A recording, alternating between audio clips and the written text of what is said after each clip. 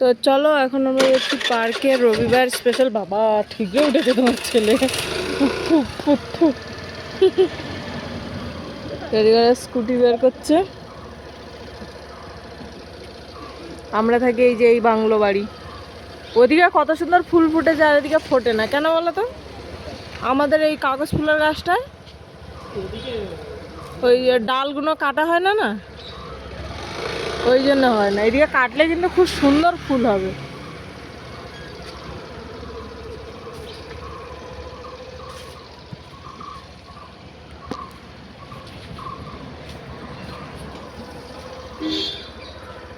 চলো লোক চলে। হ্যাঁ মাগনি, চলো আমরা যাই এখন পার্কে। ছেলে আজকে অনেকক্ষণ খেলা করবে, তো আজকে বাজারে যাওয়া হলো না, কারণ অনেকটা দেরি, প্রায় 6টা বাজতে যায়। ভেবেছিলাম 4:30টার সময় বেরোবো, কিন্তু বেরোনো হয়নি, অনেকটা লেট হয়ে গেছে। তো আজকে প্রথমবার পার্কে বলো বাজারে বলো যাওয়ার জন্য আমি কানের করেছি।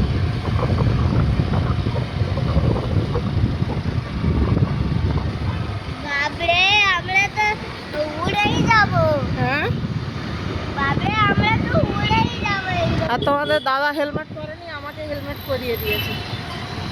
এত সুন্দর সেজে গুজে যদি হেলমেট করতে হয় তাহলে কেমন লাগে। এই হোটেলটা হয়ে গেল, সব শুধু হোটেল হচ্ছে, হোটেল আর হোটেল, এই লাইনে শুধু হোটেল। আমরা সে কোন হোটেলে খেতে গেছিলাম? এই যে নিচে হোটেল। হ্যাঁ বাঙালি হোটেল, মানে সব মিলিয়ে 600-700 টাকা মতন খেয়েছিলাম না? আচ্ছা 1200 টাকা, হ্যাঁ ঠিক ঠিক। 5-6-700 টাকা খেয়েছিলাম সেই যে নিরামিষ হোটেলে। সেই যে ওখানে ওয়াটারমেলনের লাইন বসেছে, এখন ওয়াটারমেলন বসবে, তরমুজ বসবে, যেহেতু এখন গরম পড়ে গেছে অলমোস্ট।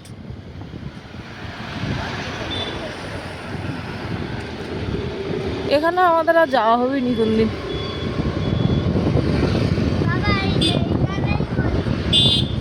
একটা ক্যাফে, সব বাংলো বাড়ি দোকানের জন্য দিয়ে রাখে ক্যাফে। এইদিকে একটা আছে ক্যাফে, এই যে এটা পার্লার, এটা কিছু একটা দোকান ফোকান আছে, ওপেন হয়নি,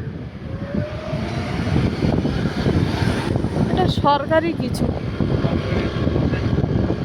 তো আমরা যাচ্ছি ডমলুর পার্ক, ডমলুর ব্রিজের নিচে যে পার্ক আছে ওইখানে যাচ্ছি। এই যে তরমুজ, এরকম সব জায়গায় বসবে এখন তরমুজ। এইগুলো কি মাসমেলন? এ ভাল লাগে না খেতে। এই যে সব জায়গায় তরমুজ আর তরমুজ। এখন এই সময়ও তরমুজের কি দাম রে বাবা, 40 টাকা কিলো। এক হাফ করে কেটে দেবে, 1 প্লেট 20 টাকা। ও ও হুম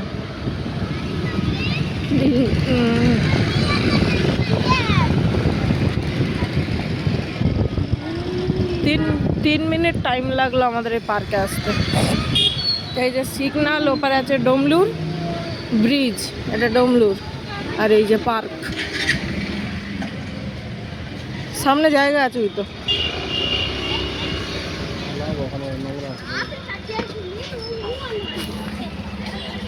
ওরা তো বাব্বাটা যাচ্ছে ওই সাইড থেকে, আর আমি যাচ্ছি এখান থেকে, ওই যে যাচ্ছে।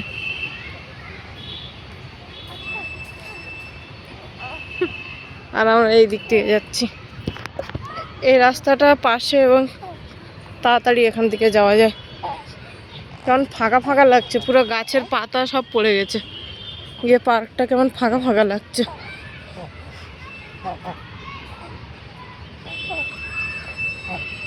আজকে কিন্তু পার্কে অনেক লোক আছে। দৌড়া, ছোটা ছোটা, তোর বাবাকে ছোটা ছোটা, জোরে ছুট করা, জোরে। তোর বাবার মাথার চুল টাওয়ার হয়ে গেছে। আজকের পার্কে কিন্তু অনেক লোক আছে, তার মধ্যে আমরাও যুক্ত হয়ে গেছি। তার মধ্যে আমরাও যুক্ত হয়ে গেছি। যা খেলবি যা গেল।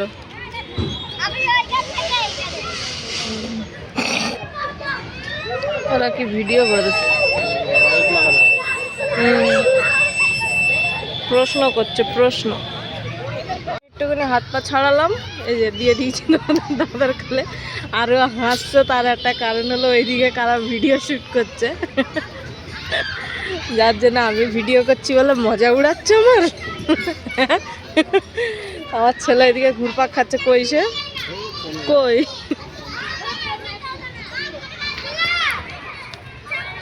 চলো এখন আমরা যাবো একটু বাজারের দিকে, যাবো মুরগাশলিয়াতে। ওখান থেকে গিয়ে কিছু সবজি সবজি নিয়ে আসবো। কই ওইখান থেকে হুমড়ি খেয়ে পড়লে কিরকম লাগবে বলো তো?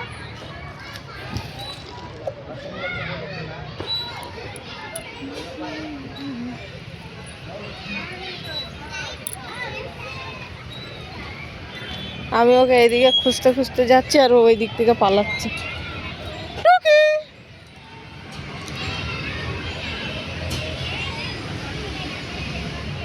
ওই চলে গেল।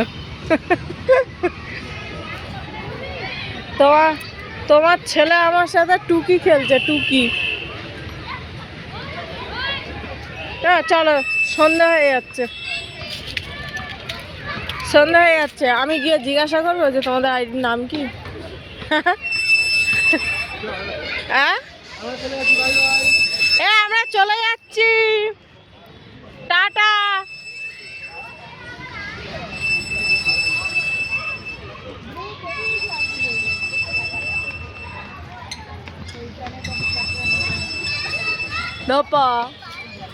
চলো আসো, চলো।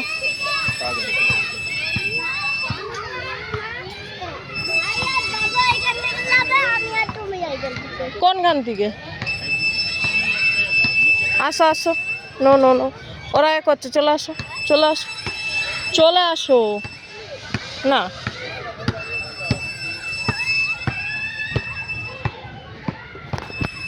আমি দাঁড়িয়ে আছি বলে নাকি ও আসছে না। সত্যিকারে, সত্যিকারে তো আমি চলে আসতে তুই চলে আসছিস। ভলিবল একটা কিনে দেবো, এরকম খেলবি এরকম ভলিবল? খেলতে পারবি? ঠিক আছে, একটা পরে কিনে দেবো। খেলতে পারিস? এই ওটা পা দেয় না, হাত দেয়। এই হাত উল্টে যাবে। এই ও কি, ও তো দিল তোমাকে, ভালোভাবে দাও।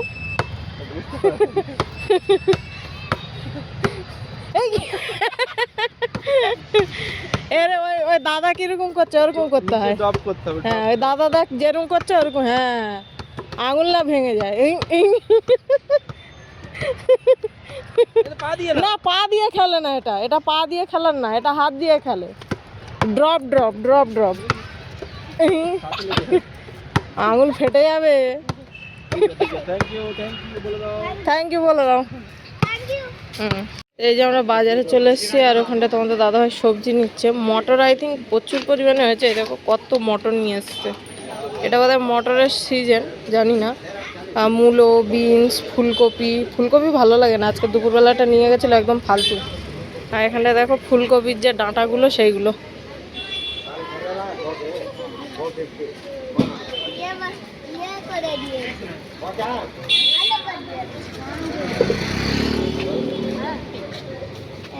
চলো আমরা চলে এসেছি ঘরে। তো ও বললো যে মোমো খাবে, চিকেন খাবে, তো কী করে হবে, ও দুটোই খাবে। তা এখন লাস্ট মানে ওকে মোমো কিনে দিয়েছে, আর 50 টাকার হাড্ডি নিয়েছে। বলা হয়নি ওকে, বলা হয়েছে চিকেন নেওয়া হয়েছে। এত কান্নাকাটি করে একবার করে দেবে। মোমোটা যে নিয়েছে ওর বদলে যদি চিকেন নিত তো অনেকটা ঘরেও মোমো বানিয়ে দেওয়া যেত, বাট ও শুনলো না, যার জন্য হলো না। হেঁপে গেল।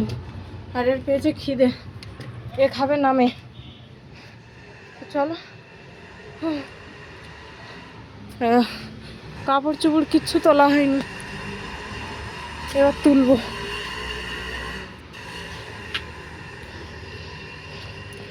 একে আগে একটু ফিট করিয়ে দিই। এই দেখো এরা এখানে বসে আছে।